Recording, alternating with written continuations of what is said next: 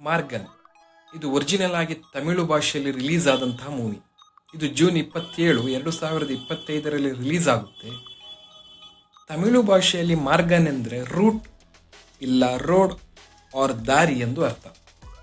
ಈ ಮೂವಿಯ ಪಾತ್ರದ ಬಗ್ಗೆ ಹೇಳೋದಾದರೆ, ಈ ಮೂವಿಯನ್ನು written and directed by Leo John Paul ಅವರು.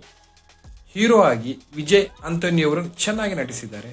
ಹಾಗೂ ಈ ಮೂವಿಯ ಇನ್ನೊಂದು ಪಾತ್ರದ ಬಗ್ಗೆ ಹೇಳುವುದಾದರೆ ಅದು ಅಜಯ್ ದಿಶನ್ ಅವರು ಸಹ ಚೆನ್ನಾಗಿ ಪಾತ್ರವನ್ನು ಮಾಡಿದ್ದಾರೆ ಅಂತ ಹೇಳಬಹುದು.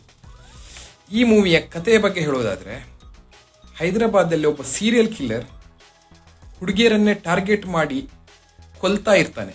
ಅವರು ಕೊಲ್ಲುವ ರೀತಿಯ ವಿಚಿತ್ರ ಅಂತ ಹೇಳಬಹುದು.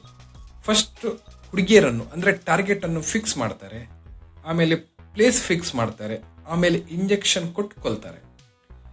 ಇಂಜೆಕ್ಷನ್ ಕೊಟ್ಟ ಮೇಲೆ ಬಾಡಿ ಫುಲ್ ಬ್ಲ್ಯಾಕ್ ಕಲರ್ಗೆ ಟರ್ನ್ ಆಗುತ್ತೆ.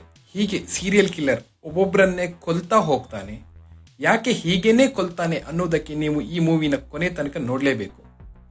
ಈ ಸೀರಿಯಲ್ ಕಿಲ್ಲರ್ನ ಹಿಡಿಯಕ್ಕೆ ಮುಂದೆ ಈ ಕಥೆಯ ಹೀರೋ ADGP ಧ್ರುವ ಅವರು ಬರ್ತಾರೆ. ಅವರು ಎಂಟ್ರಿಗೆ ಒಂದು ಕಾರಣ ಅಂದರೆ ಅವರ ಮಗಳನ್ನು ಸಹ ಇದೇ ರೀತಿ ಇಂಜೆಕ್ಷನ್ ಕೊಟ್ಟು ಕೊಂದಿರ್ತಾರೆ. ಆದರೆ ಕೊಂದವರನ್ನು ಆ ಟೈಮಲ್ಲಿ ಇವರಿಗೆ ಹಿಡಿಯಕ್ಕಾಗಲ್ಲ. ಹಾಗಾಗಿ ಈ ಕಥೆಯ ಹೀರೋ ಇಲ್ಲಿ ಎಂಟ್ರಿ ಪಡ್ಕೋತಾರೆ.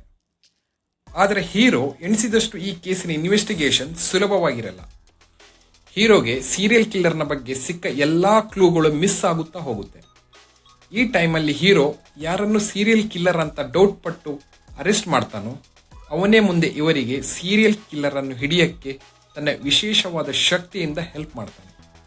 ಹಾಗಾದರೆ ಆ ವಿಶೇಷವಾದ ಶಕ್ತಿ ಏನು ಅಂತ ನಿಮಗೆ ಗೊತ್ತಾಗಬೇಕಾದ್ರೆ ಖಂಡಿತ ನೀವು ಈ ಮೂವಿನ ಮಿಸ್ ಮಾಡದೆ ನೋಡಬೇಕು. ಯಾರು ನಿಜವಾದ ಸೀರಿಯಲ್ ಕಿಲ್ಲರ್, ಯಾಕಾಗಿ ಈ ಸೀರಿಯಲ್ ಕಿಲ್ಲಿಂಗ್ ಸ್ಟಾರ್ಟ್ ಆಯಿತು, ಎಲ್ಲಿಂದ ಸ್ಟಾರ್ಟ್ ಆಯಿತು ಅಂತ ನಿಮಗೆ ಗೊತ್ತಾಗಬೇಕಾದ್ರೆ ಕ್ಲೈಮ್ಯಾಕ್ಸ್ ಅಂತೂ ಮಿಸ್ ಮಾಡಲೇಬೇಡಿ. ಯಾಕಂದರೆ ನೀವು ಯೋಚನೆ ಮಾಡಿರಲು ಸಾಧ್ಯವೇ ಇಲ್ಲ ಅಂತಹವರು ಈ ಸೀರಿಯಲ್ ಕಿಲ್ಲರ್ ಆಗಿರ್ತಾರೆ. ನನ್ನ ಪ್ರಕಾರದಿಂದ ಈ ಮೂವಿಗೆ ಕೊಡುವ ರೇಟಿಂಗ್ 10ರಲ್ಲಿ 7.